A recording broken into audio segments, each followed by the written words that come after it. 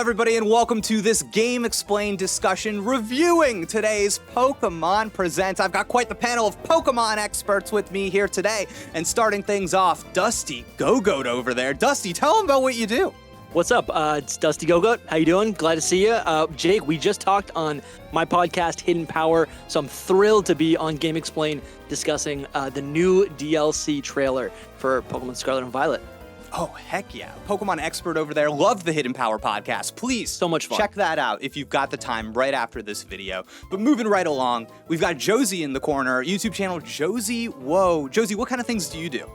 I make a lot of Nintendo Switch related content, reviewing different games and stuff, and then I do like a no nostalgia type review of older games, like the old Metroid games. It's a good time. And yeah. I am so curious what would happen to us all if we removed nostalgia from our sweet eyeballs. It gets bad. It gets really crazy. No! Okay. It gets real crazy. And finally, we have Kathy, twitch.tv/Sunnie. And Kathy, you're like 100% a Pokemon streamer, right? Yep, that's all I do. I'm a big shiny hunter. That's how I spend my time. Just running around looking for a different color. You have a shiny Scizor, I have to ask. Not in Scarlet and Violet. Not yet. Is that like one you like, Dusty? Oh, yeah, absolutely. Okay. Wait, Scizor is a top tier Pokemon. So listen, Kathy, I have seven and a half boxes of shinies. Not one of them is a Scizor. So from a professional point of view, tell me your favorite shiny. Hisuian Sneasel. Yeah, that one's really good. A new one. Yeah, Hisuian Sneasel and the Goodra line. Okay, do you feel like now, since shiny hunting is like a whole thing, that do they put more effort into shinies than maybe they once did, or no? Actually, like, yes. Technically, yes.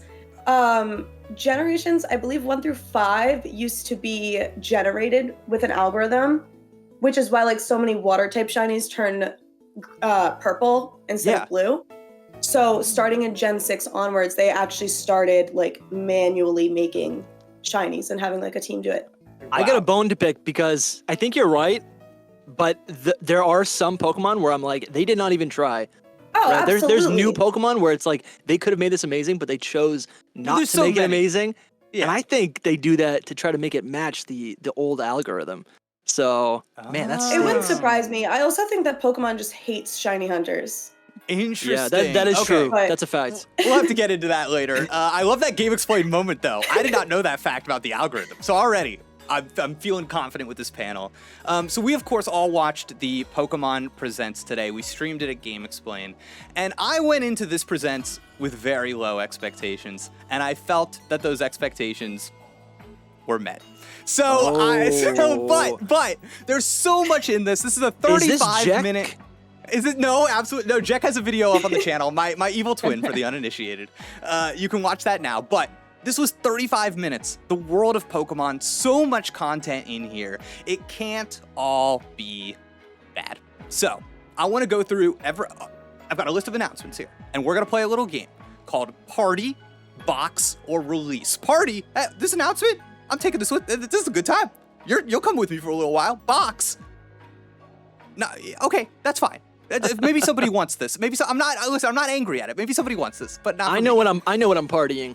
Yeah, you know. You 100% you know. And then finally, release, of course. You want nothing to do with this. You want the stats are bad. It's ugly. Get it out of my sight. So that's what we're going to be doing. And I want to start off top of the show with the Pokemon World Championships. This is just like, we just talk about the Pokemon World Championships sometimes. I want to toss this over to Kathy, because Kathy, you were recently in Columbus, Ohio for one of these like big Pokemon events. So you're like in the scene, you're out there. I'm from Columbus, Ohio, by the way, so shout out, hometown. And what does them starting this presentation with all of these people at this event competing in this game, does it stir anything up in you as somebody that's in that scene? So I'm gonna say I'm very loosely in the scene. I did go to NAIC in Ohio. I was completely new to VGC, competitive Pogo, TCG, all of that. But I won't lie, it was a lot of fun, and I'm like low-key invested now. I've actually like befriended a couple people within the VGC scene, so I've got a couple of friends that I'm like rooting for now that qualified for Worlds. So I think it's a lot of fun. There's definitely a lot of hype around it. I have a lot of friends who are in Japan right now attending Worlds, either competing or just there to spectate. So I think it's an exciting event. Obviously, it's in a couple days, so I'm not surprised that they started with it. Obviously, it's fresh in people's minds. Everyone's in Japan. GoFest just happened there as well. So there's a lot of FOMO on my part. Oh, absolutely. Absolutely. Everyone going to like the Pokemon cafes and everything. Yeah. I'm so jealous. Interesting. Okay, so what I like that I'm hearing here is that you actually had a really good time at this event, to the point that it actually does illuminate why they would want to continue to push it in stuff like this. Maybe try and get more and more people involved, because it does seem like a good and fun event.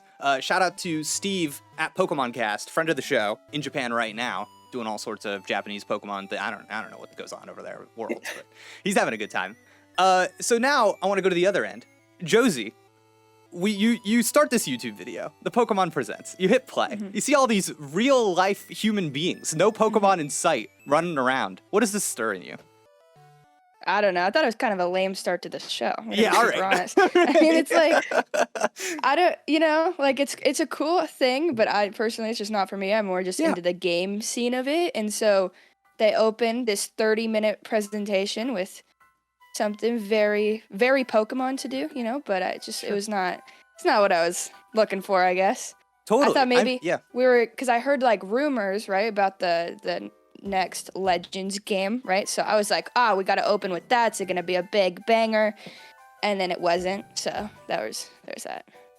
Totally. I think the Pokemon Presents style, this entire presentation, is a cousin of the Nintendo Direct, if you will. I think in a lot of ways started in the era of like E3 presentations. Pokemon, they're going to go do their own thing. They're going to have their own little presentation. Pokemon Presents. That's what it is. Dusty, as somebody that is, I think, primarily in the game world in terms of Pokemon, does your mind being open, your eyes being open to this wider world, does it do anything for you? Does it help bolster your love and understanding of the games, or would you rather just skip it? No, I think it's really exciting. I used to play, I have a long history with Pokemon, going all the way back. Obviously, we all have a story about when we first picked up a Pokemon game, but I was a very private player for a very long time. I started my YouTube channel when I finally got the courage to actually try to create a community of people who, and meet other Pokemon fans. And now that I'm about 2-3 years into creating content and meeting people online, I'm 100% yearning for more in-person experiences. I got a ton of FOMO. I got a ton of friends, creator friends who are in Japan, living the dream. Hopefully next year I can go to the into Worlds, or even like a regional tournament. I think there's a regional tournament in I think on the West Coast, and I got some friends who are there. Tame Valley Productions, Gator X. I think that'd be fun to go visit. Yeah, heck yeah. Okay, so I like this. It's there's something there. It's not just a total snooze fest from the start. Josie, I think I'm maybe a little bit more with you. I see it and I'm like, oh my god, people enjoying Pokemon in real life. Dude, yeah. Sick. You know what I mean? It's like, nice, it feels far off. I haven't gone to any of these events, so it feels far off to me. But maybe I just gotta look a little bit deeper. But let's go around right now. Starting off the Pokemon Presents with talking about Worlds. Is this a party, box, or release? Dusty. I'm gonna box it. It's nice, but it's like, it's not the main event. I think I captured it. I'm gonna put it in the box. I'll look at it. I'll put it in my my living decks. Yeah. How about that? Josie, what do you think?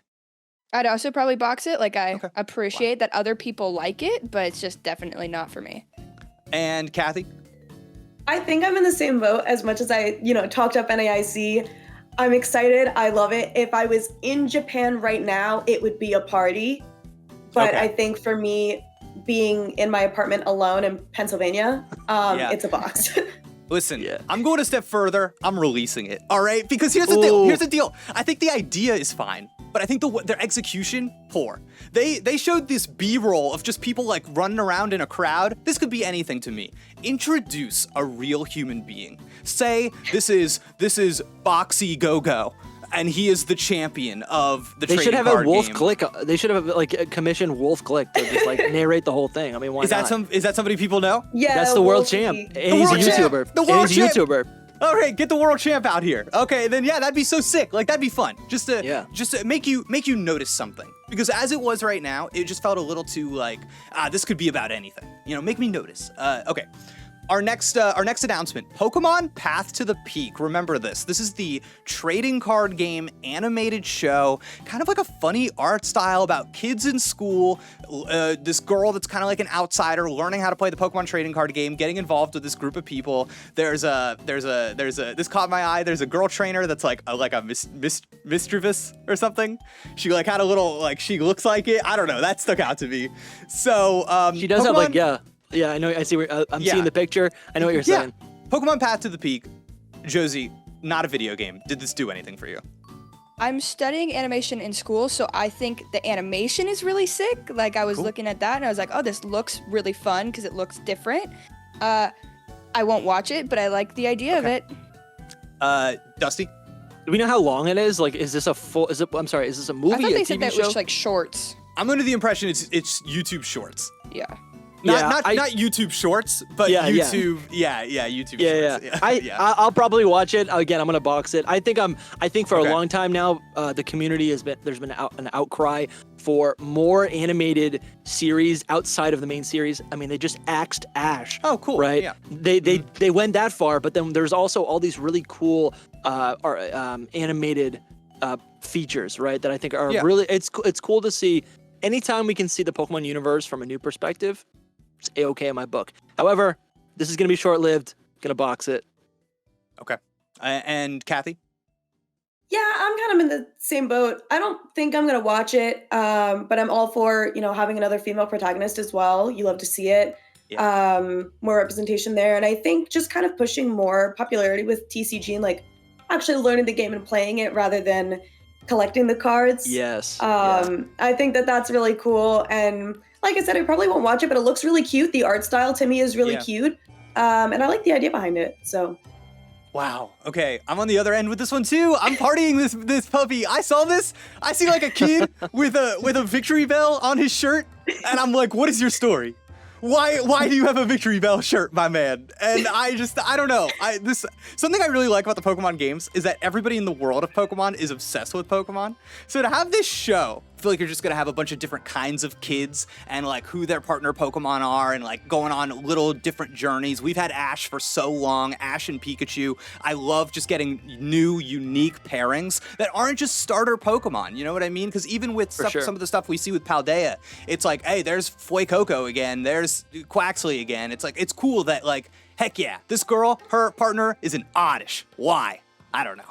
So this is going to be based on the TCG, or that's going to be like the main way that these people, these characters interact with Pokemon? Is that correct? It's all TCG as far as I'm concerned. I think that's kind of cool. That's like Yu-Gi-Oh. Yeah, right. They're all out of school. They're like summoning Pokemon from their cards. Correct me if I'm wrong, somebody, but my impression was that Pokemon do not exist in this universe. It is simply. That's what I thought. This is real life. Yeah, it's real life. I kind of like that. All right. Yeah, it's sick. Yu-Gi-Oh is a good comparison, I think. Okay, cool. The next announcement was Detective Pikachu Returns. Now, this is a game. This is get me started. So, okay, no, I'm getting you started, Dusty. What's your qualm with Detective Pikachu, our coffee-loving boy? This game, okay, first off, this looks worse than the Red Dead Redemption game, port to Switch. I feel like Detective Pikachu 2 has been in production for what? 6 years? I feel like it was since Sun and Moon that they've been. I don't know. Maybe I'm wrong. Who was gonna play this? The Detective Pikachu movie was a success financially or whatever. I watched it when it was on HBO. Okay, it was good. It was fun. I don't know who this is for, and it looks awful. I don't want it. It's being released. Whoa! Awful. Did you see Pikachu riding that Growlithe? Did you see him stuck in the snowy hair of... Jake, this looks awful, okay? Where's Jack? Wow. I want to talk to Jack. Oh, wow. Okay, wait. Kathy, do you feel similarly about this? I definitely don't feel as strongly. I won't lie. I didn't even know there was a Detective Pikachu 1. I didn't know this was going to be It was on the DS. Game. I didn't know that. I watched the movie. The movie was good. Yeah. From people that I've spoken to, it seems like a general consensus that we're not a big fan of Pikachu's voice actor. Bro, Obviously. get Ryan Reynolds. Okay, I was gonna say, I don't know if we can full on get Ryan Reynolds, but like Smoker Pikachu maybe wasn't the way to go. It's not bad. It sounds like Danny It's just DeVito. like it's a little too much, you know. It's a little too Whoa. rugged, I think. Okay, now let me take you back for a second here, because when the Detective Pikachu movie was announced, this was after the game existed, and everybody wanted Danny DeVito to voice Detective Pikachu because he sounded like the game version of Detective Pikachu. That's so true. now so there's all these memes of Danny DeVito Pikachu out there that you can find. They're glorious. But so now we're going back, and now we're saying it's too weird. The movie has gotten in our heads. Listen, I don't want to be rude, right? I think there's probably an audience for this. If I was a kid, right, I'm hungry for more Pokemon games. This is fine, right? I think as an adult, I'm looking at this now being like, where's another mystery dungeon game, right? Where's Pokemon Ranger DX? What about Pokemon Conquest? There's so many people who want Pokemon Conquest. There's so many other titles that people are clamoring for, and I have not seen one Twitter thread that's like, oh my gosh, like, you know, this is the Pokemon Detective Pikachu lore universe. Like, there's Game no of the year. who wants this expanded universe? For what? I don't know. And it just seems so bare bones. It could be a cool, like, I'm sure there are cool detective games out there, but this is not it.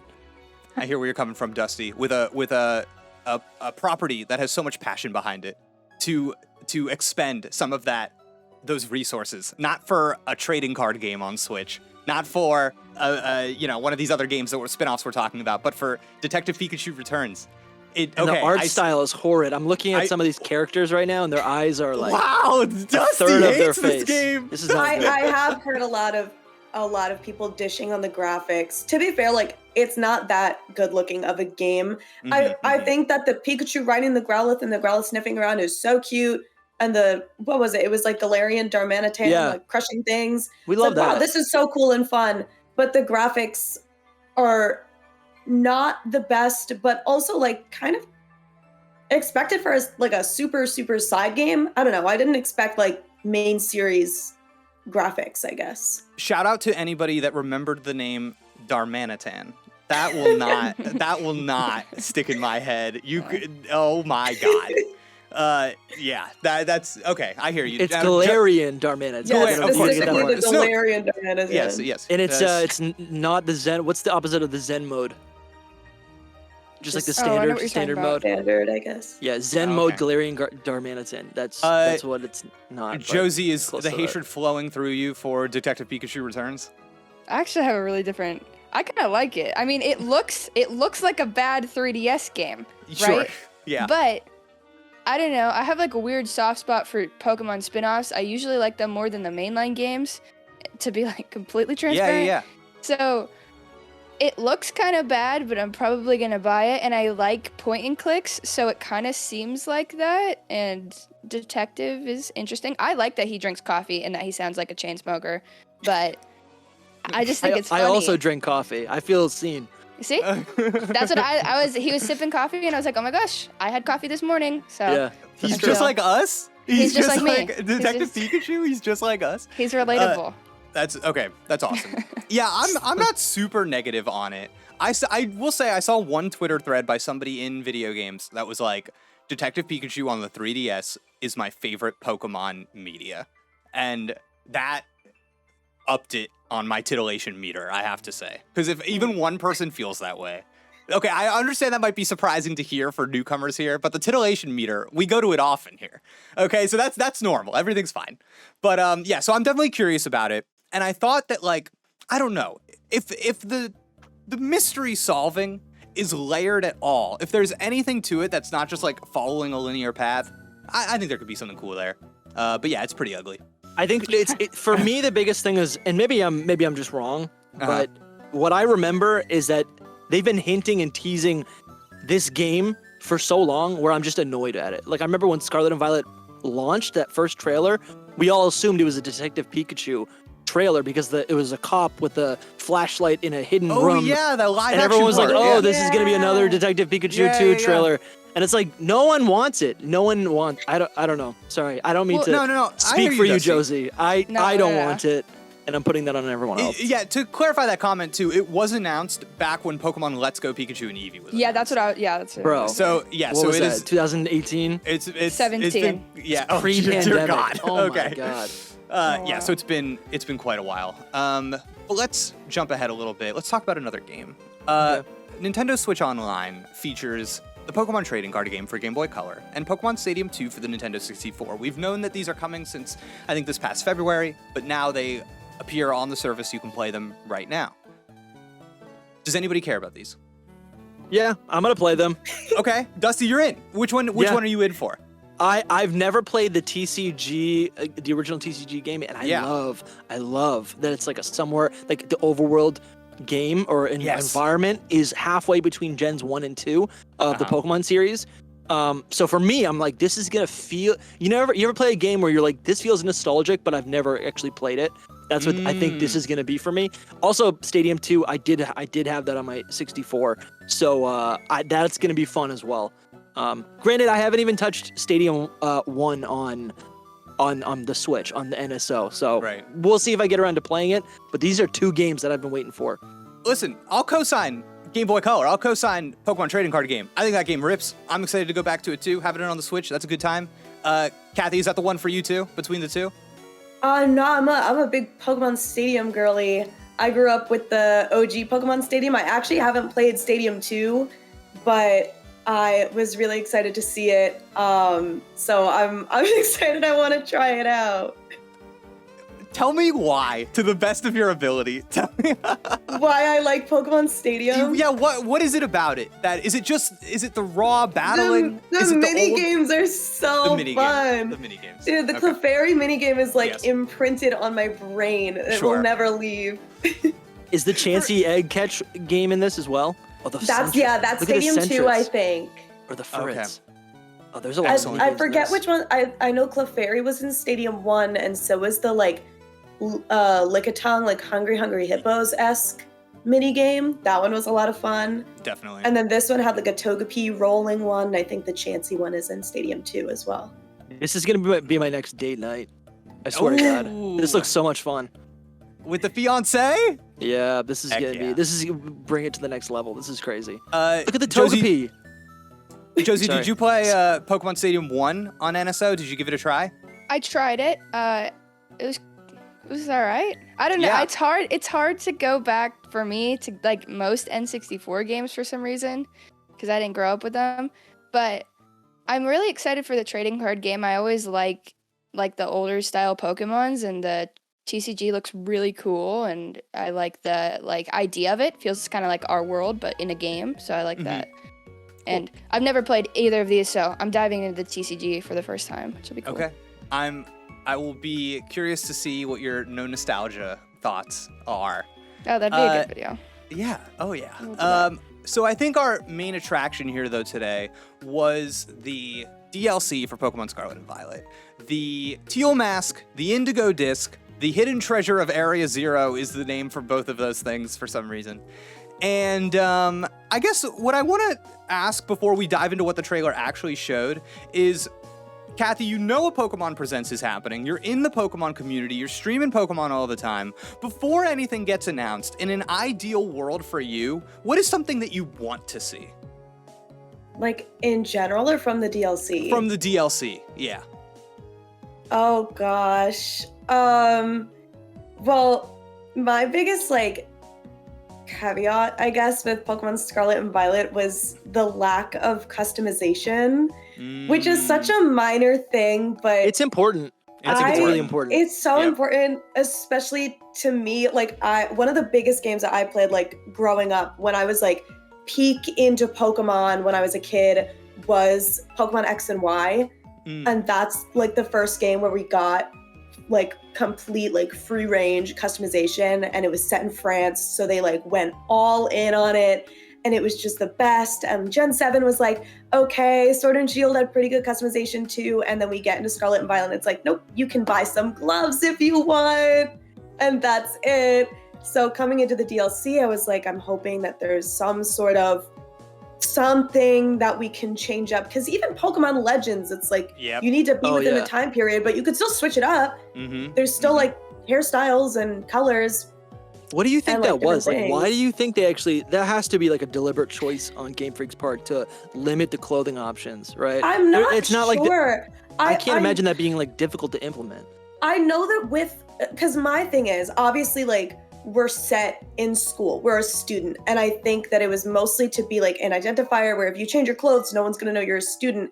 But I feel like, and I'm not a game dev, I don't know, but I felt like it could have been really, really easy to have customization be an unlockable thing after you beat the story of the game. You graduate. You graduate when you from the graduate academy. School, and, you know, you have the whole thing with Team Star about how they're like, spoiler, welcomed back into the school, and like their whole thing was that they were just trying to express themselves and their style, and like opening it up to that. I would have loved to see that kind of be like, okay, well now first of all, I've graduated, and second of all, like I've gone through this story about like self-expression and letting people wear what they want, blah blah blah, whatever. It's like, why can't I now change my outfit or unlock hairstyles or something? I love that you pulled that in. That's 100%, because you're right. There's an establishment of a theme, and that never pays off in the video game way. It pays off in and like them telling you it pays off, but you don't get to feel that paying off. And I don't want to undersell the clothing stuff in Pokemon, because so much of this is supposed to be you're on your adventure. It is about the simple, meaningless choices that you make along the way. You know, do you level up a whole party, or do you just train a Charizard to level 100? It's like, that's a simple little choice, and just like the clothes you wear, I think. I think I have a theory about why this is the case, and I do think it's for, people always ask, like, oh, Mega Evolution, why don't you carry that forward? Why don't you carry the gimmicks forward instead of having a new one each time? I think for some reason the Pokemon Company is very attached to having identifiers for each game, for saying, this is the one where you are X, this is the one where you are Y. And for Pokemon Scarlet and Violet, they said, you have to look like a nerd. You are nerd locked for the whole game. I hope you like shorts and high socks. It's not even a nerd. It's just like the clothes just meshes so poorly. And if the games were Ruby and Sapphire, all of the fits would look sick. But it's Scarlet and Violet. It's orange and like a violet. It's not even violet. Violet would look nice. It's like a neon blue. It's like the Reddit colors. I mean, the Discord colors. It's so bright. Well, what's weird too is that Scarlet is not the color that they use all the time in the game. Like, they use it in the logo, but your clothes are decidedly orange. Yeah. So I guess it's orange and grape. That's what it is. Well, yeah, but then they should have named it something else. But yeah, I agree, Dusty. It probably would have been better for my taste if it was like Pokemon Off-White and Pokemon Navy. You know, Pokemon Gucci. yeah, exactly. Yeah. Pokemon Nike. That would be sick. But anyway, so we get this trailer for. I like that want. We get this trailer for the teal mask and the indigo disc. And Kathy, do you feel your wants for clothing options are addressed here, or not really? Like, definitely not. I mean, obviously in teal mask we get a little different outfit, and the girl hairstyle is pretty cute. And then in indigo disc, there's the Blueberry Academy outfit that I think we get, which is mildly better than the Scarlet and Violet school uniforms. I like the blue. Speaking of Pokemon Navy, we get the blue outfit, which I think looks nice compared to the other ones, but it's still not that like full-on self-expression. And again, we've only seen that one color of the, like, I forget what it's called, like the kimono outfit in the green and blue. We've only seen the green. I would love to know if that comes in different colors. Like, can I get a pink one? Can I get a blue one, or whatever? I love those outfits. Is it literally just that green because it's the teal mask, and so you need to match the legendary? I think it might be that green. I think it also might be that, because it needs to go with the color, where it's like, okay, we're wearing teal in the teal mask, and we're wearing blue/indigo in the indigo disc. There might be another unlockable color mode at the very end of the game in the Crown Tundra, which was the Generation 8 DLC. you walked around in like the orange snowsuit, right. but at the very end you get like a golden suit, which is also not that drippy. It's just No. like it's just kind of like it's like a Fortnite skin. Yeah, it is. Dusty, in this DLC trailer, what made you go, heck yes? Oh, dude, it's the Raikou paradox. That's correct. Thank you for I think bringing it's so this up. cool. I think it's so Yes. cool. I'm a Raikou day oneer. Like that's Yeah. Raikou has always been the elite, legendary beast from Johto. I'm trying to get a picture up right here, because again, this happens a lot for me where the in-game model does not look that cool, and then like the artwork looks sick, or vice versa. But I think it's so cool. I actually didn't even think I went the full circle where I was like, when we got Walking Wake and Iron Leaves, I thought, oh, they're the classic theory. Oh, there must be paradox for the other two of each of these trios. And then I went all the way around the theory, the theory thing where I said, oh, that's not happening. We're going to get something else. Paradox Mewtwo people were talking about this week. But I'm so glad that this is what we got. I think this Raging Bolt looks absolutely incredible. I can't believe we even got, dude, we got regional regional evolutions for Generation 8 Pokemon. That actually has to be the craziest thing. To think that we got new forms, new evolutions, or regionals, whatever, new iterations of Pokemon that were only introduced 3 years ago. That is, to me, is absolutely incredible. And a precedent that we haven't seen since Generation 4. Let me tell you, see, Dusty, you're doing something right now. You're speaking with an enthusiasm in your voice that's making me feel like I am a grumpus. Okay, you're making me go, why didn't I care as much about what's happening right now? And I Hit me, guess, Jake, hit me. Well, so yeah, here's what I'm thinking. What are you thinking? So first off, the Raikou thing, I look at him and I don't go, oh my god, he's so cool. I go, oh my god, he's a huge, disgusting weirdo, which is exactly what I want in a Pokemon. I'm like, it matches the customizable clothes, right?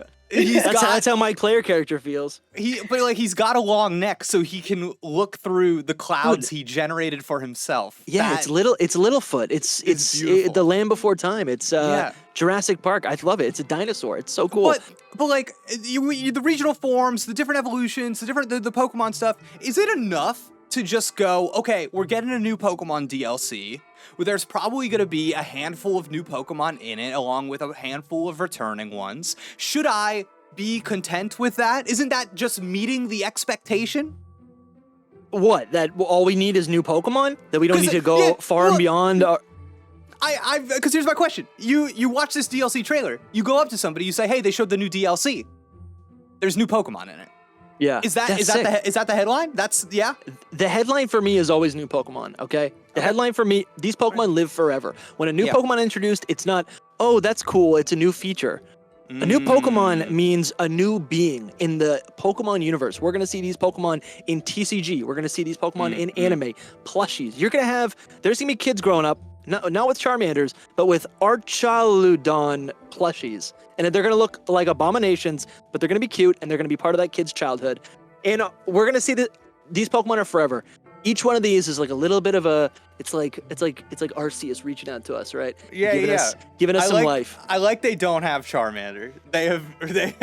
Well, they're gonna have Fuecoco. They're gonna have Fuecoco, which is right. Or instead of Porygon or whatever. Josie, you haven't been with Pokemon for a long time. You see a couple of these new weirdos come out. I gotta say, the group this time, they're weird. Yeah, they're bizarre. They're insane. There's never anything anymore that's just like, oh yeah, that's a dog. Yeah, it's cute. We got a flamingo. Flamingo was literally a flamingo. That's true. I do like him. But so Josie, does the new Pokemon, does that do anything for you? Does that excite? I think they're fine. I like the apple one. It was funny. The candy apple thing. Yeah. I want to say Diplin. Yeah. Thank God, because if I made that up, very embarrassing. That would have been. No, Diplin is correct. Okay. All right.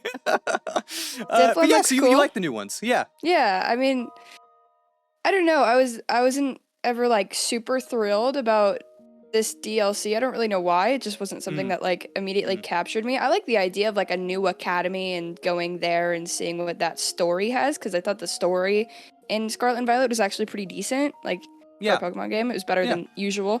And so I'm excited to see what that means, and I like just having a new area to explore, but most of these Pokemon are so insane that it's not like, oh, that's cute, that's a new thing to look at, like, eh. I they're not going on the appreciate team. I appreciate that you're focused and appreciating the story that this game could offer. I think Jake, you and I talked on Hidden Power and kind of discussing how, for me at least, the Pokemon are the best thing. The character designs of Game Freak are their best redeeming quality. But I feel like you're kind of opening up my mind. Like, I should probably spend more time paying attention to the story or the experience of the DLC and not just these new flashy things that are, you know what I'm saying? So me too, honestly, I appreciate Josie, that, Josie. Yeah, you're right. I forgot that I liked the Scarlet and Violet DLC or story. I did. I really liked it, actually. It was a step in a certain direction for Pokemon. And you know what? For me, it was that more clearly than any other past Pokemon game, I felt the evocation of what would eventually be the anime. I was like, oh, I know exactly what you're going to be like in the anime. And I think a lot of that is character design. And yeah, it is really good. Even the new characters they show here, I'm like, you're all they cool. Look great. You're all good. Good job, everybody. Like, yeah, so that is something. But just you also mentioned the new area to explore. That's got to be a big part of this. I was a little, I think, disappointed that maybe it's just out of the realm of their capabilities. But I look at all the different biomes and I go, we've seen those. We've been to all of those. They're already on the original map. There's no biome there that I felt was unique. Maybe I'm wrong, but Kathy, is like a shiny hunter, is it exciting to you that like, oh, okay, I'll have a new area to run around in and do shiny hunts? Is that something? Yeah. Sorry, my cat just hopped in my lap. Hi, Evie. Oh. Okay. Yeah. No. Obviously, like the biomes aren't necessarily new, but the Pokemon in them are going to be new. So from a shiny hunting standpoint, that's really exciting to me. It's going to be like ice types that aren't in the game yet in the tundra biome. And, like Doduo Dodrio, I think we're in like a desert biome or something. Sentret is coming back. I love Sentret, Gligar, Apom. So there's a lot of Pokemon that aren't currently in the game yet that we're going to be seeing in those biomes. So I'm not like too upset that it's like, oh no, I've seen this biome before. Like it's going to be similar scenery. What's more important to me is the Pokemon in them, and those are definitely going to be different. So, because that means new shinies. So I'm excited about that. Cool. Box, release, or party on your legendary bike being able to fly. Oh, that's a party for me. That's a party. Here's the twist, guys. In the fine print, it says that you can only fly upwards in this specific location at the Blueberry Academy in the dome, the multi-terrain dome exclusive. Dome. I have changed my answer. but also in the fine print it says for the time being. It says something like you can only do it here, but maybe you can do it in the future. It literally says that. So okay. Until that is something I can do in like the overworld. No, who am I kidding? I'll still catch it. I'll catch it. Wow, you're still on board. It's still sick. I think that's like a feature that's like, you can't even do that in Zelda. Think about it. You can't even go up in Tears of the Kingdom. So that's actually a win. Hey, Kathy, you're in on this too. Yeah, I'm excited to fly, but I want to be able to fly everywhere, Like, I think one of the biggest game changers in Legends was Braviary. Like, the game is not the same before and after Braviary, And obviously, like, Braviary can't actively go up. Like, you eventually, it's like kind of a glide, like what we have now, where you eventually end up going down. But if we're able to fully go up and like fly around the entire map, that would be fire if that ends up being a thing later on. Josie, you into the flying? Yeah, I think it's great. I mean, I'd like to see it implemented all over, but I hope that they do the mechanics well, though. I mean, I feel like that's really important. I just hoping that they don't fumble the bag there, but we'll see. Yeah, my guess, that's a big thing.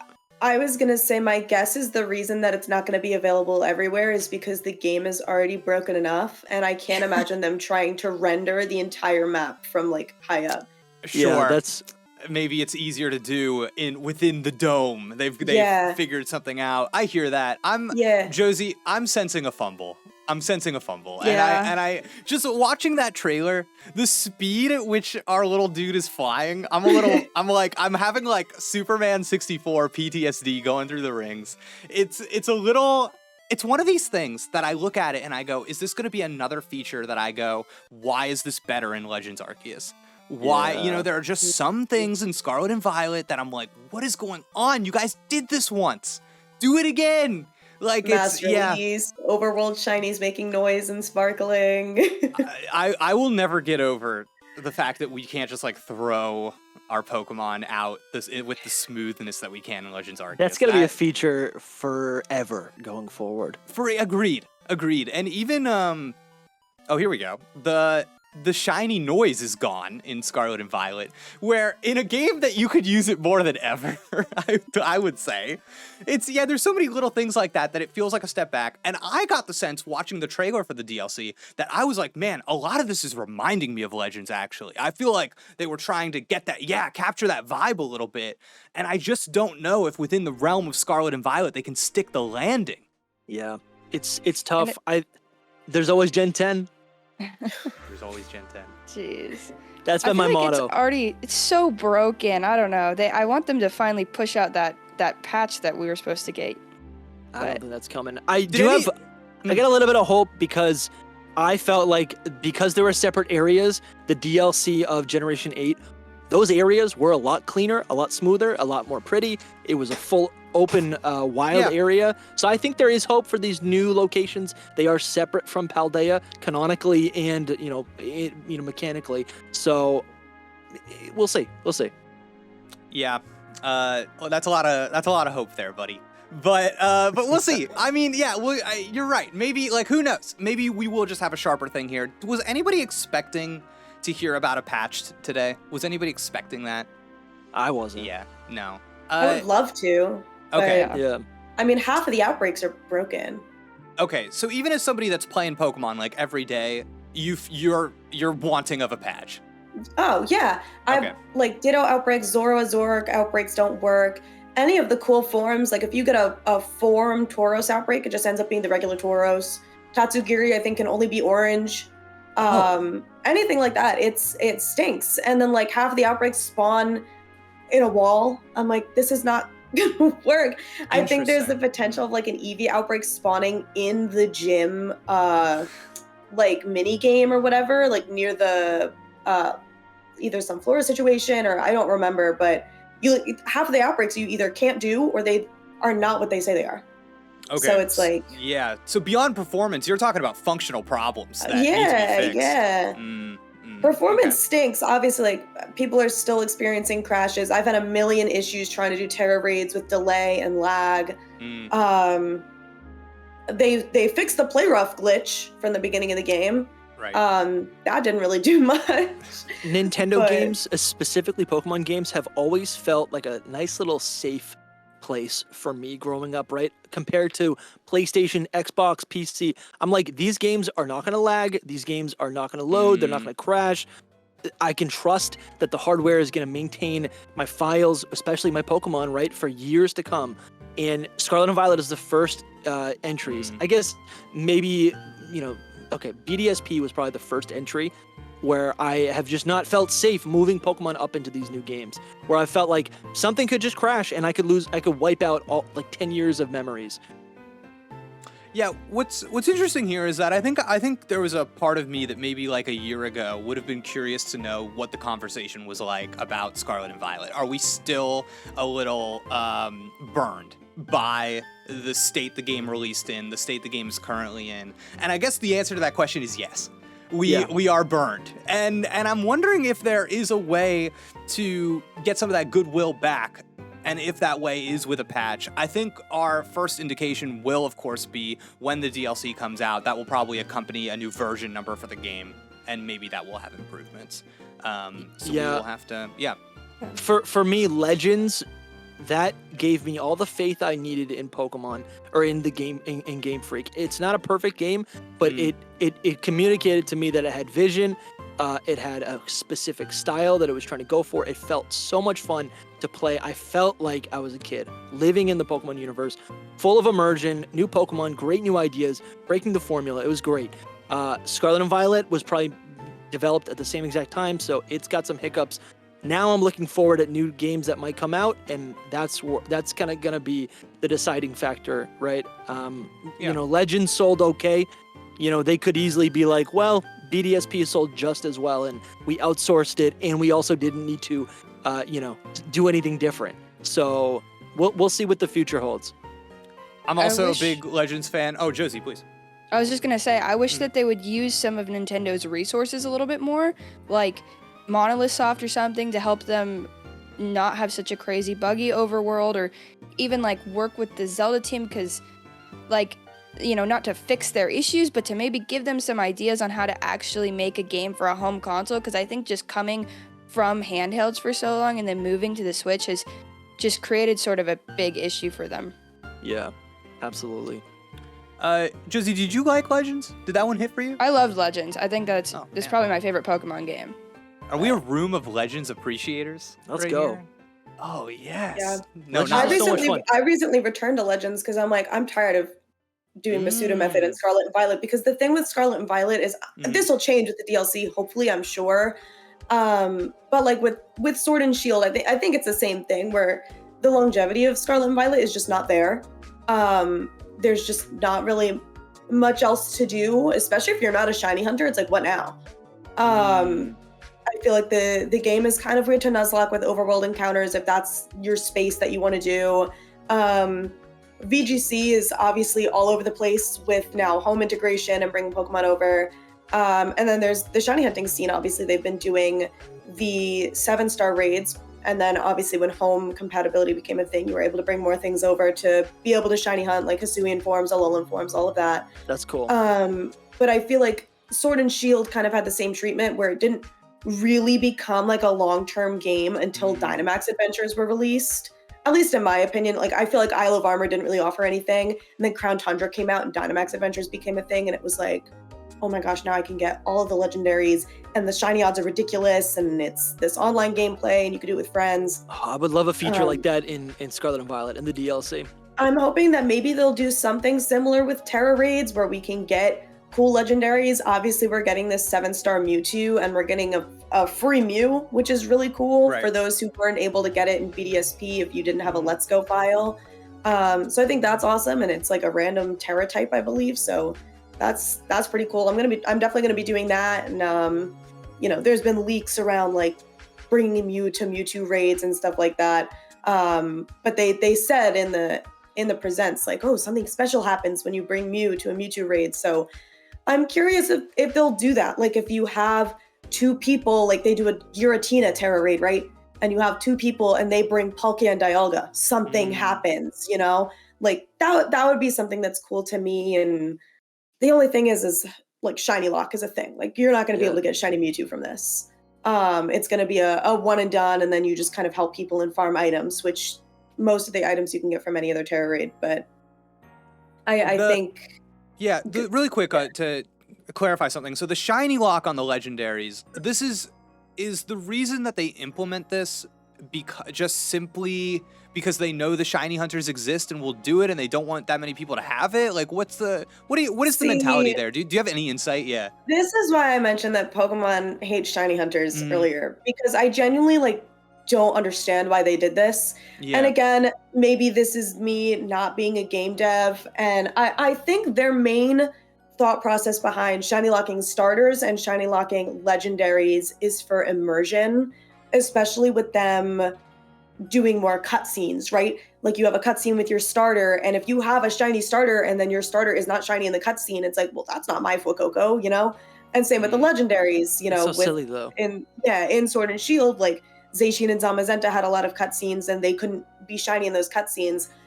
However, I can't imagine that it's that hard to set a toggle, especially when you go back to Let's Go Pikachu and Eevee, where you can ride your shiny Charizard, you can ride your shiny Lapras.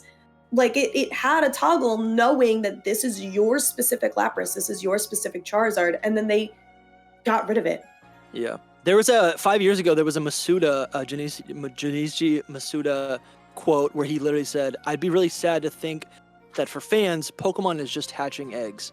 And I think that's why Let's Go, and this is actually cool. I think it was cool that they introduced new ways to shiny hunt that weren't just eggs. Same thing for Legends Arceus. You didn't have to rely on eggs.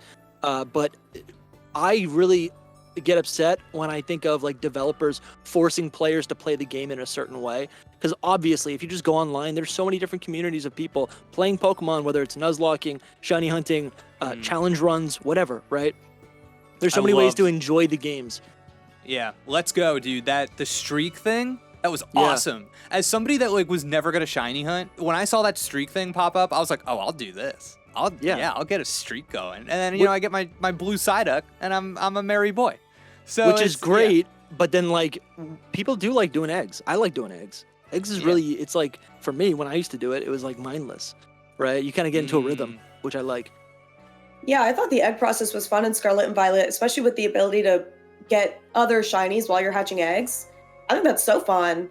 So that's why, like, how does that work? So obviously, like, shinies spawn in the overworld now in Pokemon Scarlet and Violet. So when you're running around with eggs to hatch them, you could just get a shiny in the overworld while you're doing it.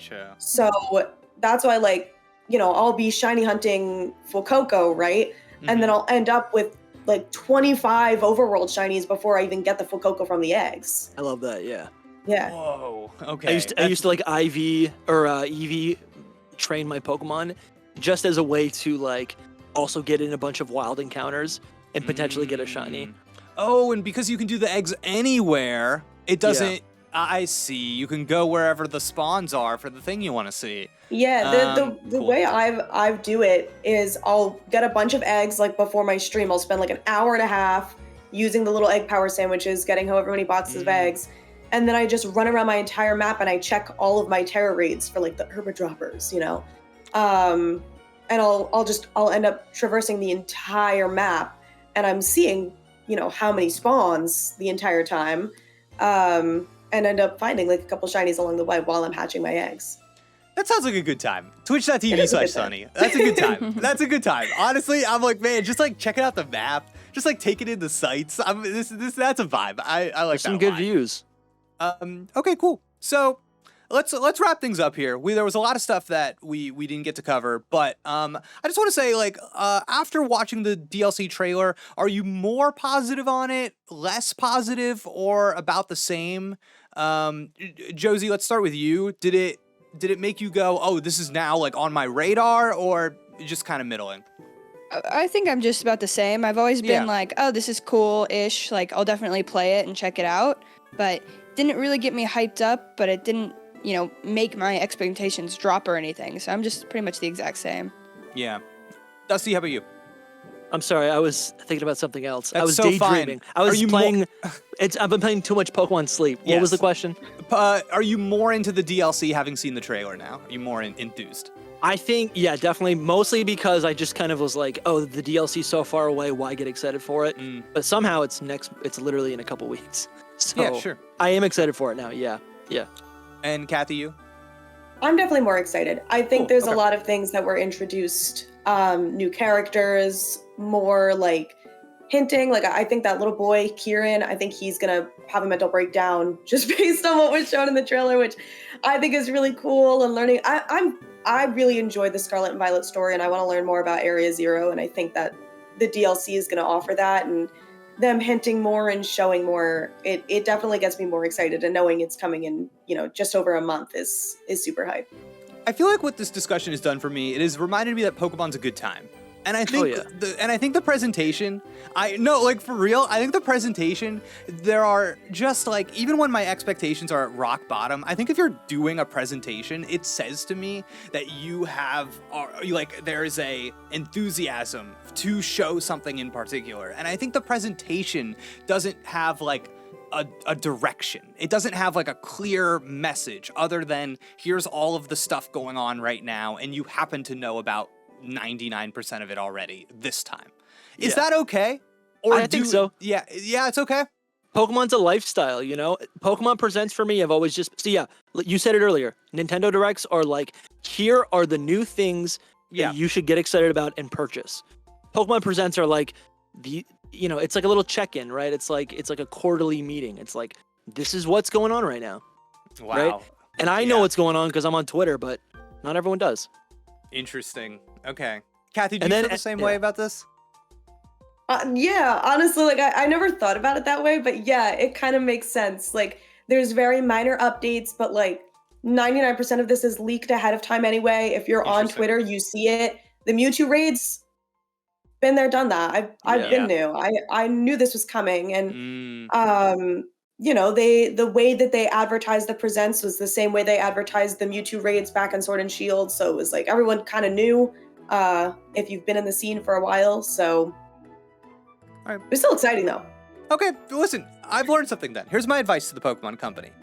All you got to do to change the reception to these things, don't make it live. Make it a YouTube video that just pops up.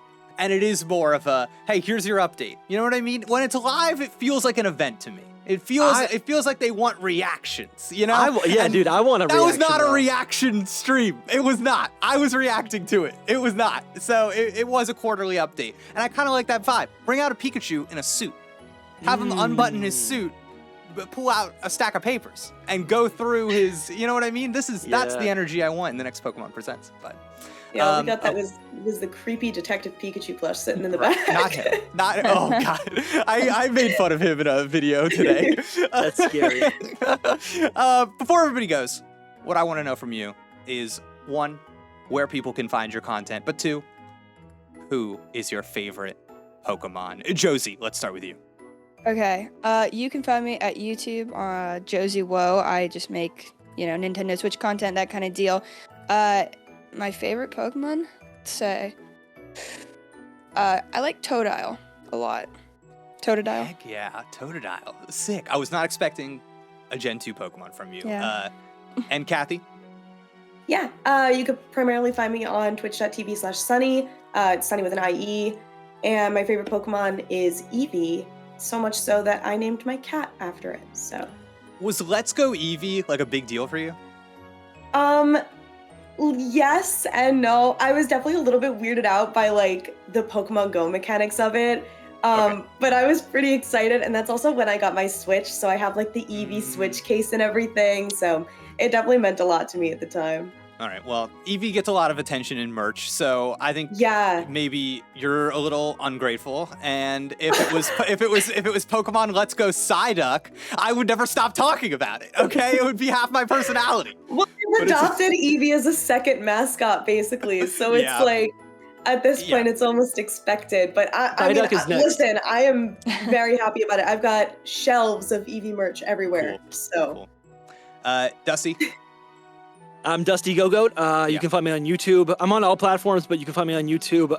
We cover all things Pokemon theories, speculation, Fakemon, and the future of Pokemon. You can also catch me at Hidden Power Podcast. That's on all streaming platforms, as well as YouTube. It's a video podcast where we talk about Pokemon news, also theories, leaks, rumors. A lot of speculation goes on there. We go, if you like to deep dive into Pokemon lore, that's the place to be. And there's an episode with Jake. So if you like Jake, if you're watching this, you're like, I want more Jake. Don't make that a parameter. And who's your favorite Pokemon? Scizor or Sableye, sometimes Kingdra. I got a lot of them. So not Go-Go. No, not Gogoat. Gogoat's cool. Gogoat is cool. It looks like kind of looks like a dog. It's got the demeanor of like a fluffy dog, but it's also like a noble steed, right? So that was the thought process with that. And then Dusty is actually not even my name. My name's Liam, but that's going to mess up I wasn't going to tell anybody. That's going to mess up the brand. I wasn't. Yeah. All right. Well, thank you, everybody. You'll find links to everything that was just mentioned in the description below. I'm Jake. Don't you dare follow me anywhere. And thank you for watching this GameXplain discussion. I'll see you next time. Goodbye.